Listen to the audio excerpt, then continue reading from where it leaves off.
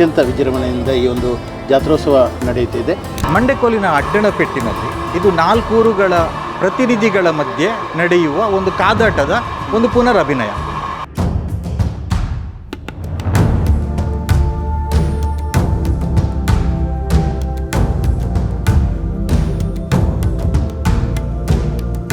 ಪ್ರಿಯ ವೀಕ್ಷಕರೇ ನಮಸ್ತೆ. ಇಲ್ಲಿ ಹೊಡೆದಾಡುವುದು ಕೂಡ ಒಂದು ಧಾರ್ಮಿಕ ಆಚರಣೆ. ಜಗಳ ಬಿಡಿಸಿ ಸೌಹಾರ್ದತೆಯ ಸಂದೇಶ ಸಾರುತ್ತದೆ ಉಳ್ಳಾಕುಲು ದೈವ. ಮಂಡೆಕೋಲು ಜಾತ್ರೋತ್ಸವದ ನೇಮೋತ್ಸವದ ಸಂದರ್ಭದಲ್ಲಿ ನಡೆಯುತ್ತದೆ ಈ ವಿಶಿಷ್ಟ ಮತ್ತು ರೋಚಕ ಸಂಪ್ರದಾಯ. ಏನಿದು ಅಡ್ಡಣಪೆಟ್ಟು? ಬನ್ನಿ ನೋಡೋಣ.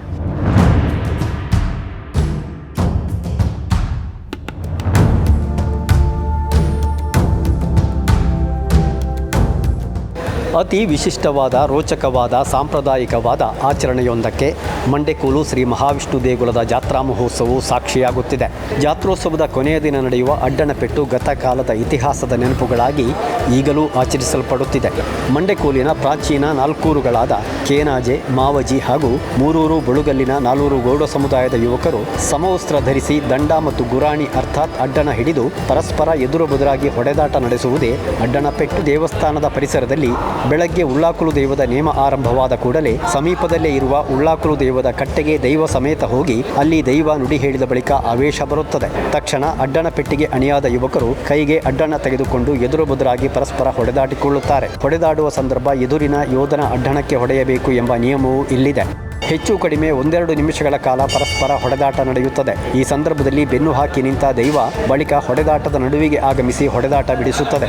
ಈ ನಡುವೆ ಯೋಧರ ಹಿಂದೆ ಇರುವ ಆಯಾ ಮನೆತನದ ಪ್ರಮುಖರು ಯೋಧರನ್ನು ಹಿಡಿದು ಎಳೆಯುವ ಕ್ರಮವೂ ಇದೆ. ಈ ಸಾಂಪ್ರದಾಯಿಕ ಆಚರಣೆಯ ಬಳಿಕ ದೈವ ಹಾಗೂ ಪಯ್ಯೋಳಿಗಳು ಕೊಡಿಯಡಿಯತ್ತ ಬರುತ್ತಾರೆ. ದೈವದ ಇನ್ನಿತರ ಕಟ್ಟುಪಾಡುಗಳು ನಡೆದು ಭಕ್ತರು ಪ್ರಸಾದ ಸ್ವೀಕರಿಸುತ್ತಾರೆ. ಇದೊಂದು ಕರಾವಳಿಯ ದೈವಾರಾಧನೆಯ ಅತಿ ವಿಶಿಷ್ಟ ಆಚರಣೆಯಾಗಿ ಶತಮಾನಗಳಿಂದ ನಡೆದುಕೊಂಡು ಬರುತ್ತಿದೆ. ಸಾಂಕೇತಿಕವಾಗಿ ನಡೆಯುವ ಈ ಆಚರಣೆಯನ್ನು ನೋಡಲು ಸಾವಿರಾರು ಮಂದಿ ಸೇರುತ್ತಾರೆ. ಹಿಂದೆ ಊರಿನಲ್ಲಿ ಗಲಾಟೆ ನಡೆದಾಗ ಉಳ್ಳಾಕುಲು ದೈವ ಬಂದು ಗಲಾಟೆ ಬಿಡಿಸಿ ಸಂಧಾನ ನಡೆಸಿತು ಎಂಬ ಪ್ರತೀತಿ ಇದೆ. ಇದೇ ಸಂಪ್ರದಾಯ ಈಗಲೂ ಇಲ್ಲಿ ಪ್ರಸಿದ್ಧಿ ಪಡೆದಿದೆ. ಇಲ್ಲಿ ಉಳ್ಳಾಕುಲು ದೈವದ ಎದುರು ಅಡ್ಡಣಪೆಟ್ಟು ನಡೆದರೆ ಊರಿನಲ್ಲಿ ಗಲಾಟೆಗಳು ನಡೆಯುವುದಿಲ್ಲ ಎಂಬ ನಂಬಿಕೆಯೂ ಇದೆ. ಜಗಳ ಮಾಡಬೇಡಿ, ಸೌಹಾರ್ದತೆಯಿಂದ ಬದುಕಿ ಎಂಬ ದೈವದ ಸಂದೇಶವೂ ಇಲ್ಲಿದೆ.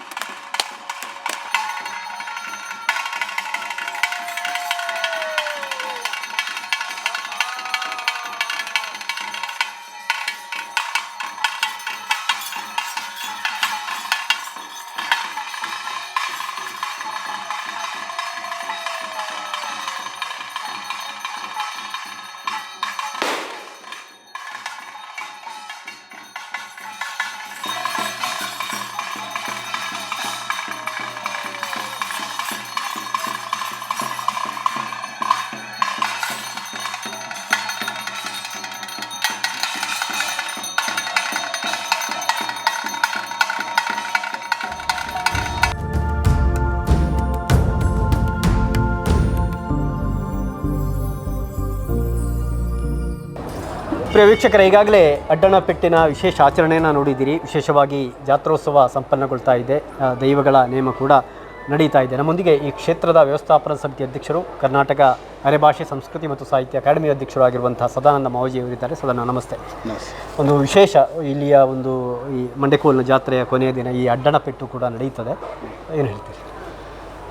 ಪ್ರತಿ ವರ್ಷ ಏಪ್ರಿಲ್ 15ನೇ ತಾರೀಕು ಅಂದರೆ ವಿಸು ಕಣಿಯ ದಿವಸ ಇಲ್ಲಿ ಗೊಣೆ ಮುಹೂರ್ತ ಮಾಡುವ ಮುಖಾಂತರ ಅಲ್ಲಿಂದ ಒಂದು ವಾರದಿಂದ ನಂತರ ಈ ದೇವಸ್ಥಾನದಲ್ಲಿ ಜಾತ್ರೋತ್ಸವ ಪ್ರಾರಂಭ ಆಗ್ತದೆ.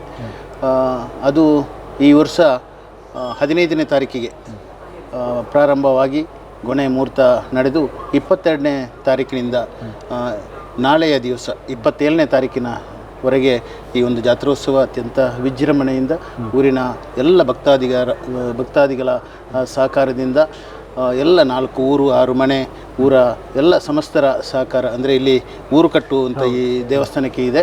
4 ಊರು ಅಂದರೆ ನಮ್ಮ ಮಾವಜಿ, ಬಳುಗಲ್ಲು, ಮುರೂರು, ಪಡುಮಜಲು ಅಂತೇಳುವ ಈ 4 ಮನೆತನದವರು ಇಲ್ಲಿ ಸೇರಲಿಕ್ಕಿದ್ದಾರೆ.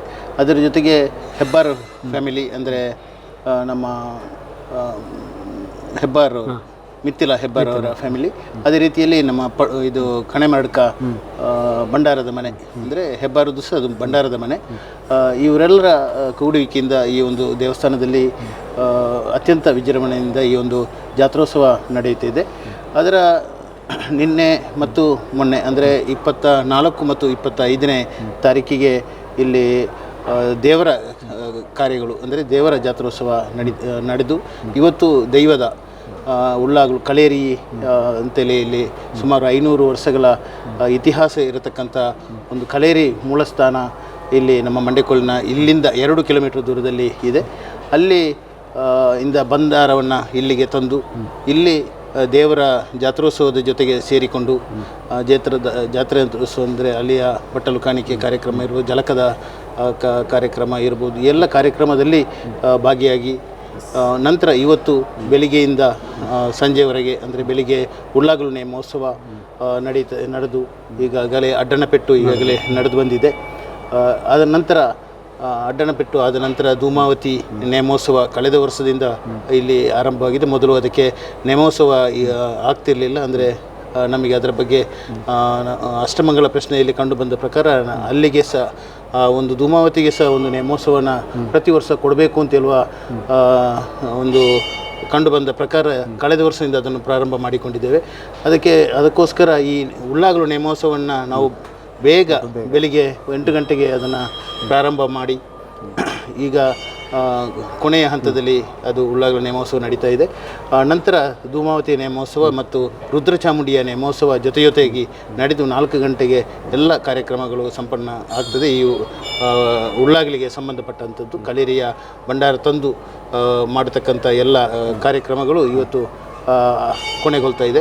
ನಂತರ ಭಂಡಾರ ಕಣೇರಿಗೆ ಹೋಗಿ ಕಣೆಮಡ್ಕದಿಂದ ಭಂಡಾರವನ್ನು ವಿಷ್ಣುಮೂರ್ತಿ ದೈವದ ಭಂಡಾರವನ್ನು ನಾವು ತಂದು ಇಲ್ಲಿ ನಾಳೆಯ ದಿವಸ ಅಂದರೆ ತಾರೀಕು 27ಕ್ಕೆ ನಾವು ದೈವದ ಕಾರ್ಯಕ್ರಮವನ್ನು ನಡೆಸಲಿಕ್ಕಿದ್ದೇವೆ. ಈ ಎಲ್ಲ ಕಾರ್ಯಕ್ರಮ ನಾಳೆಗೆ ಎಲ್ಲ ಜಾತ್ರೋತ್ಸವ ಸಂಪನ್ನಗೊಳ್ಳಲಿಕ್ಕಿದೆ. ಪ್ರಿಯ ವೀಕ್ಷಕರೇ, ಅತಿ ವಿಶಿಷ್ಟವಾದ ಈ ಆಚರಣೆಯನ್ನು ನೋಡಿದ್ದೀರಿ. ನಮ್ಮೊಂದಿಗೆ ಇದೇ ಊರಿನವರು, ಪತ್ರಕರ್ತರು, ಲೇಖಕರು ಆಗಿರುವಂತಹ ಚಂದ್ರಶೇಖರ ಮಂಡೆಕೋಲ್ ಅವರಿದ್ದಾರೆ. ಚಂದ್ರಶೇಖರ್ ನಮಸ್ತೆ. ನಮಸ್ತೆ. ಒಂದು ವಿಶಿಷ್ಟ ಆಚರಣೆ ಅಡ್ಡಣಪೆಟ್ಟು, ತಾವು ಇದನ್ನು ಹೇಗೆ ಕಾಣ್ತೀರಿ? ತುಳುನಾಡಿನ ಭೂತಾರಾಧನೆ ಅಂದರೆ ಅದು ಇತಿಹಾಸದ ಪುನರಭಿನಯ. ಹಿಂದೆ ಹೀಗೆ ಆಗಿತ್ತು ಅನ್ನೋದನ್ನು, ಅಂದರೆ ಭವಿಷ್ಯತ್ತಿಗೆ ಒಂದು ದಾರಿದೀವಿಗೆಯಾಗಿ ಇತಿಹಾಸವನ್ನು ನಾವು ನೋಡಬೇಕು. ಇತಿಹಾಸ ಬೇಕಾಗಿಲ್ಲ ಅಂತ ಹೇಳ್ತಾರೆ, ಆದರೆ ಇತಿಹಾಸವನ್ನು ಭವಿಷ್ಯದ ದಾರಿದೀವಿಗೆಯಾಗಿ ನೋಡಬೇಕು. ಆ ದೃಷ್ಟಿಯಲ್ಲಿ ಈ ತುಳುನಾಡಿನ ಭೂತಾರಾಧನೆಯಲ್ಲಿ ಬೇರೆ ಬೇರೆ ಕಡೆಗಳಲ್ಲಿ ಇಂತಹ ಇತಿಹಾಸದ ಪುನರಭಿನಯದಲ್ಲಿ ತುಂಬ ಅರ್ಥಗಳು, ಸಂಕೇತಗಳಿವೆ. ಮಂಡೆಕೋಲಿನ ಅಡ್ಡಣಪೆಟ್ಟಿನಲ್ಲಿ ಇದು 4 ಊರುಗಳ ಪ್ರತಿನಿಧಿಗಳ ಮಧ್ಯೆ ನಡೆಯುವ ಒಂದು ಕಾದಾಟದ ಒಂದು ಪುನರಭಿನಯ. 100 ವರ್ಷಗಳ ಹಿಂದೆ ಈ ಥರ ಒಂದು ಕಾದಾಟ, ಸಂಘರ್ಷ ನಡೆದಿರಬೇಕು. ಆ ಟೈಮ್ನಲ್ಲಿ ಒಂದು ದೈವಿಕ ಶಕ್ತಿ ಬಂದು, ನಾವು ಅದನ್ನು ಇಲ್ಲಿ ಉಳ್ಳಾಕ್ಲು ತುಳುನಾಡಿನ ವೀರ ಭೂತಗಳು ಅಂತ ಹೇಳ್ತೇವೆ, ಅವರು ಬಂದು ಅದನ್ನು ಬಿಡಿಸಿದ್ದು ಬಹುಶಃ ಹಿಂದೆ ಹೀಗೆ ನಡೆದಿರಬೇಕು. ಅದನ್ನು ಇವಾಗ ಪ್ರತಿ ವರ್ಷವೂ 100 ವರ್ಷಗಳಿಂದ ಇತಿಹಾಸದ ಪುನರಭಿನಯ ನಡೀತಾ ಇದೆ. ಯುದ್ಧದ ಕಾರ್ಮೋಡ ಕವಿದಿರುವ ಈ ಹೊತ್ತಿನಲ್ಲಿ ಈ ಥರದ ಸಂದೇಶಗಳು, ಈಗ ನೋಡಿ, ಅವರು ಆ ಅಡ್ಡಣಪೆಟ್ಟಿಗೆ ಮುಂಚೆ ಒಂದು ಪಾಡ್ದನ ಬರ್ತದೆ. ಆ ಪಾಡ್ದನದಲ್ಲಿ ಅವರು ಭೂತ ಕಟ್ಟುವವರು ಹೇಳ್ತಾರೆ, ಎಂತಪ್ಪ ಬಾಣಗಳು ಅಂತ. ಅಂದರೆ ಆ ವೆಪನ್ಗಳ ಬಗ್ಗೆ ಆ ಕಾಲದಲ್ಲೇ ಒಂದು ಭೀಕರತೆ, ಆ ವೆಪನ್ಗಳು ಹುಟ್ಟಿಸುವ ಭೀಕರತೆಯ ಬಗ್ಗೆ ಒಂದು ಎಚ್ಚರ ಇತ್ತು, ಅರಿವಿತ್ತು. ಅದನ್ನು ಅವಾಗಲೂ ಹೇಳ್ತಾ ಇದ್ರು. ಮತ್ತು ಈ ಹೊತ್ತಿನಲ್ಲೂ ಕೂಡ ಅದು ತುಂಬ ಇಂಪಾರ್ಟೆಂಟ್ ಆಗಿದೆ.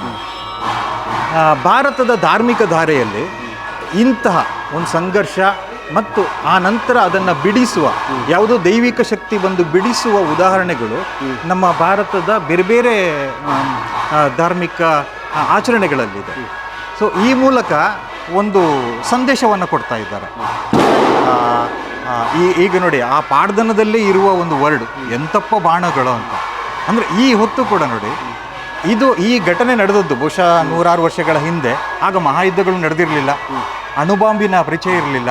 ಆದರೂ ಆ ಬಾಣಗಳ ಬಗ್ಗೆ, ಅದು ಹುಟ್ಟಿಸುವ ಭಯಾನಕತೆಯ ಬಗ್ಗೆ ಒಂದು ಅರಿವಿತ್ತು. ಈಗಲೂ ಯುದ್ಧಗಳು ನಡೀತಿವೆ, ಅದಕ್ಕೆ ಒಂದು ಉತ್ತರ ಈ ಥರದ ಆಚರಣೆಗಳಲ್ಲಿ ಇದೆ ಅಂತ. ಒಂದು ಎಂತಪ್ಪ ಬಾಣಗಳು ಅಂತ ಬರುವುದರಲ್ಲಿ ಬರುವ ಅರ್ಥದಲ್ಲಿ ಈಗ ನಾವು ಮಿಸೈಲ್ಗಳು, ಕ್ರೂಸ್ ಮಿಸೈಲ್ಗಳು ನೋಡಿ, ಅದನ್ನು ಕೂಡ 100 ವರ್ಷಗಳ ಹಿಂದೆಯೇ ಈ ಬಾಣಗಳು ಹುಟ್ಟಿಸುವ, ವೆಪನ್ಗಳು ಹುಟ್ಟಿಸುವ ಭಯಾನಕತೆಯ ಬಗ್ಗೆ ಅವರು ಎಚ್ಚರ ಮೂಡಿಸಿದ್ರು. ಸೊ ಈಗಲೂ ಭಾರತದ್ದು ಮೂಲತಃ ಅಲಿಪ್ತ ನೀತಿ, ನಮಗೆ ಎಲ್ಲರೂ ಸಮಾನರು ಅಂತ ಅಲಿಪ್ತ ನೀತಿಗೆ ಕಾರಣವಾದದ್ದು ಭಾರತದ ಈ ಧಾರ್ಮಿಕ ಧಾರೆಯಲ್ಲಿರುವ ಒಂದು ಸಂದೇಶಗಳು. ಈಗಲೂ ಈ ಥರದ ಆಚರಣೆಗಳಲ್ಲಿ ಒಂದು ಇಡೀ ವಿಶ್ವಕ್ಕೆ ಬೇಕಾದ ಸಂದೇಶ ಇದೆ ಅಂತ.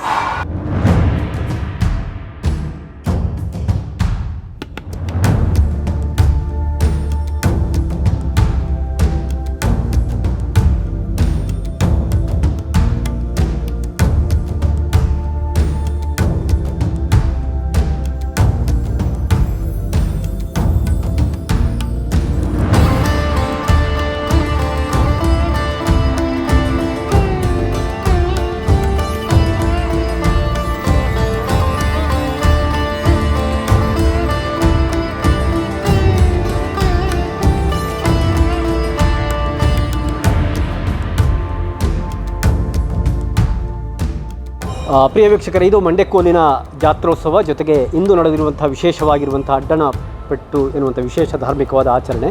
ಈ ಒಂದು ದೇಗುಲದಿಂದ ಕ್ಯಾಮರಾ ಪರ್ಸನ್ ಕೌಶಿಕ್ ರಾಮ್ ಬಳ್ಳಕ ಜೊತೆ ನಾನು ದುರ್ಗಾಕುಮಾರ್ ನಾಯಕ್, ಸುದ್ದಿ ನ್ಯೂಸ್.